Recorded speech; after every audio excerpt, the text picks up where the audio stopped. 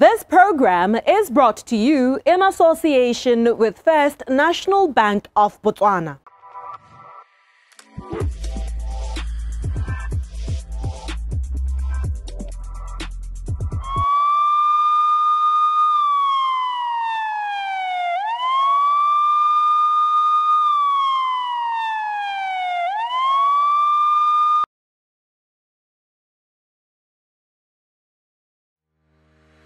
Emergency medical services sirens wail at all hours of the day, whether it's in the dead of night when you're fast asleep or broad daylight when you're in the middle of work. One thing for sure is these services will always be integral to the very core of a population. And when these services are needed, when an emergency occurs, the first professional a patient comes into contact with is usually a paramedic in the ambulance. The patient can be anyone, from an elderly person that fell and hurt their hip, or a young man who got into a brawl at a bar and got stabbed. Whatever the case, the paramedic's job is to give the patient their best shot at stabilizing them before reaching the emergency room at a hospital. It is almost redundant to mention that paramedics often work long shifts in high-stress life or death situations.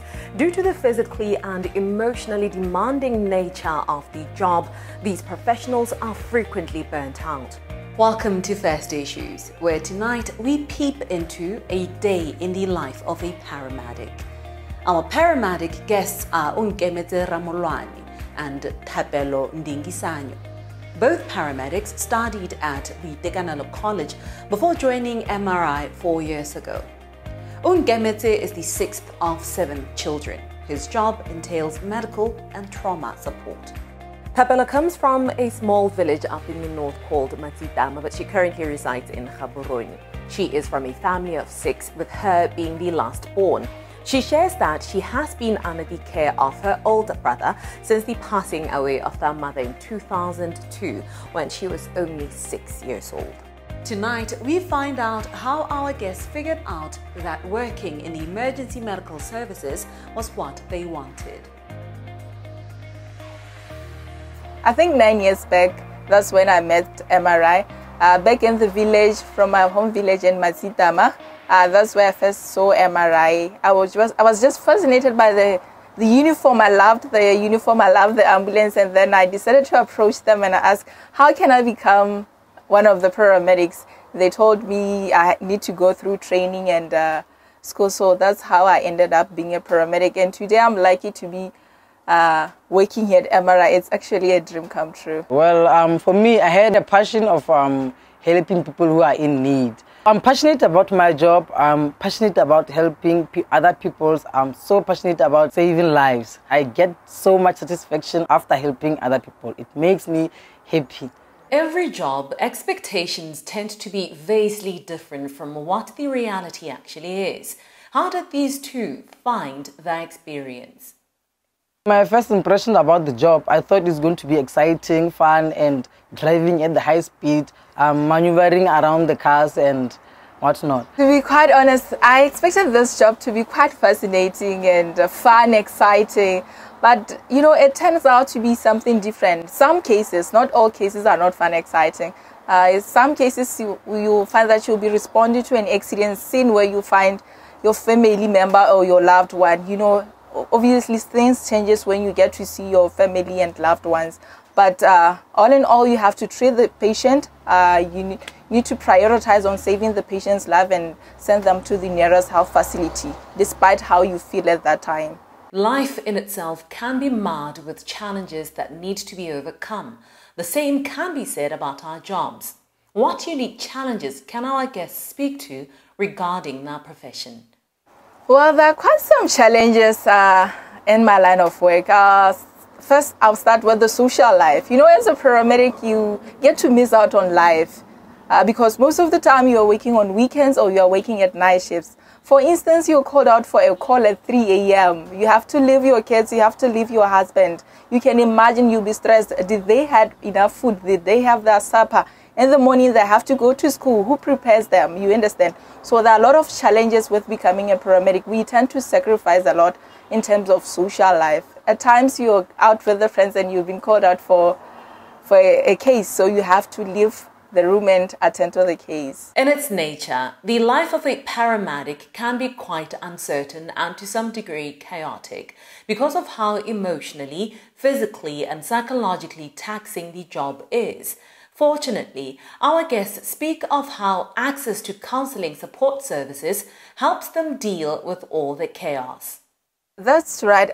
You'll find that sometimes you've been called out for an accident scene where there are multiple patients on scene and you're the first responder on scene. And the first thing that you need to do, you need to calm the people around, because when you get to the scene, there are people shouting, help the patient. So you need to make sure that you calm the bystanders and then also attend to the patient. So at times you find that there are many patients on scene and you need to categorize which patient you have to assist first. So we're going to categorize them according to their injuries they sustain. So the critical ones, the ones who are more stable, and then the ones who are already dead. So you will then choose to say, okay, fine, I'll start with this one because they are more critical as compared to this one. They're able to walk to the ambulance. So that's how I tend to manage the scene.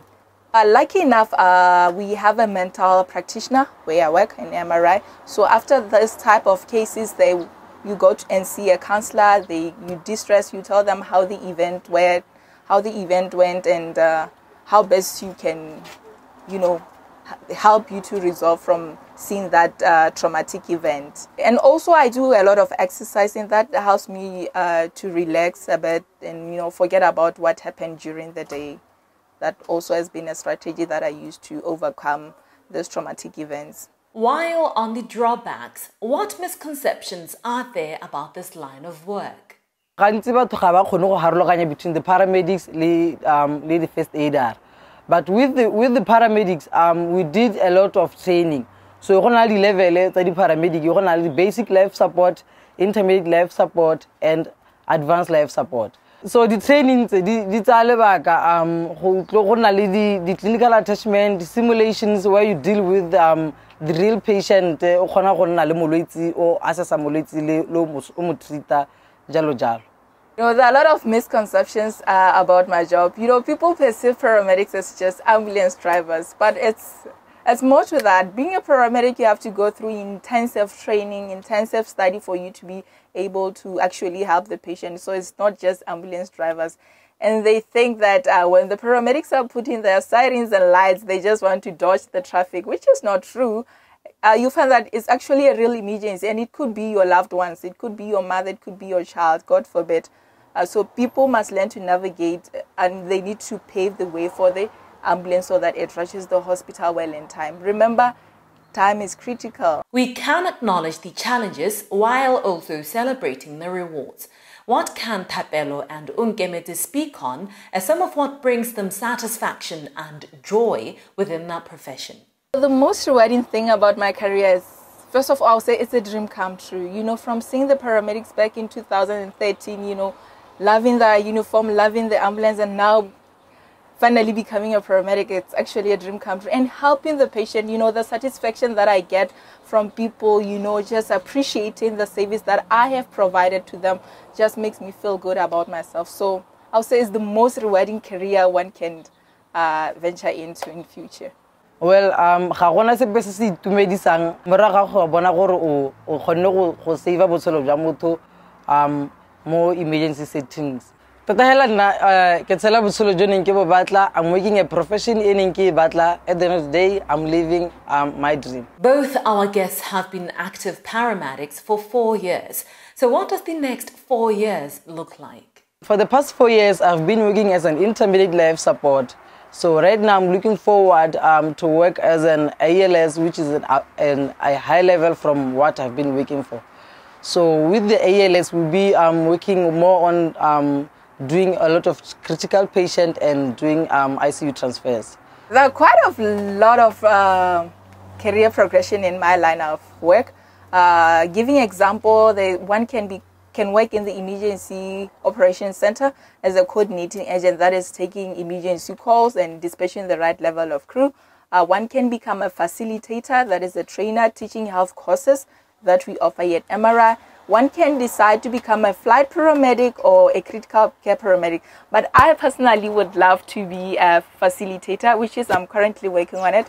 I'm currently a basic life support instructor and hoping that next year I'll teach other advanced courses like intermediate trauma life support and pediatric advanced pediatric cardiovascular life support. Why do I want to do that? You know, I find that it's expensive because these courses are not here in our country. They're in South Africa, most of them. You find that it's expensive for you to travel there. So I want to bring the resources to the people here in my country so that they can able to access these courses without having to think about accommodation, without having to think about flights and others. So that's why I want to become a facilitator. First Issues would like to take this time to appreciate the efforts of all paramedics in responding to emergencies to support life. Even then, be reminded to be cautious, especially during this time of festivities that are usually plagued by many life-altering accidents.